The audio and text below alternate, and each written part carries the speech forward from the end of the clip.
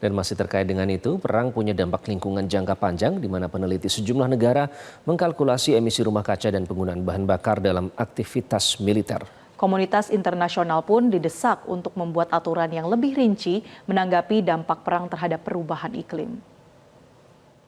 Puing reruntuhan dari 170.000 gedung rusak akibat perang di Gaza bukan sekedar masalah kemanusiaan, tapi juga lingkungan. What the likelihood that there may be storage of chemicals, fuel tanks, or other materials that may then cause contamination. The environmental quality of existing groundwater supplies are already poor, and that's been exacerbated by the current conflict.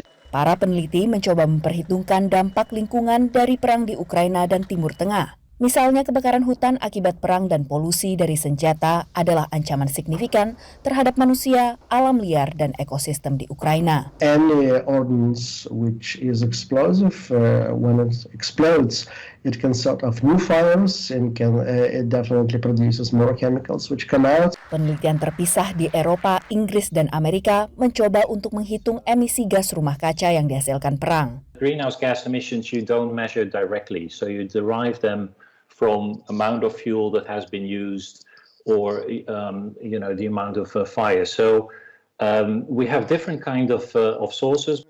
Penelitian lain menunjukkan dalam 18 bulan pertama saja, perang di Ukraina telah menghasilkan lebih banyak gas rumah kaca dibandingkan emisi tahunan dari Austria, Portugal, dan Hungaria.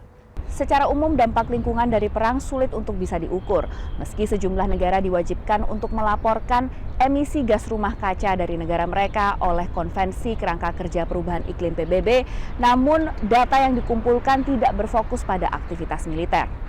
Kurangnya pedoman internasional untuk mengukur emisi akibat konflik, akses terbatas untuk melakukan penelitian lapangan, dan kerahasiaan seputar operasi militer membuat estimasinya tidak tepat dan konklusif. If we haven't learned anything over the past few years, extreme weather events from floods to extreme temperatures to a whole host of salinity problems, this is at our front door. Dan masalah-masalah ini diharapkan akan jadi pemacu untuk bergerak lebih cepat dan tepat. International efforts will be needed from scientists, policymakers to develop some new guidelines. AS terlibat dalam perang di Ukraina dan Gaza, namun kepada VOA, Pentagon menyebut Departemen Pertahanan AS menangani ancaman perubahan iklim dengan serius. When it comes to climate change and the effect of climate change,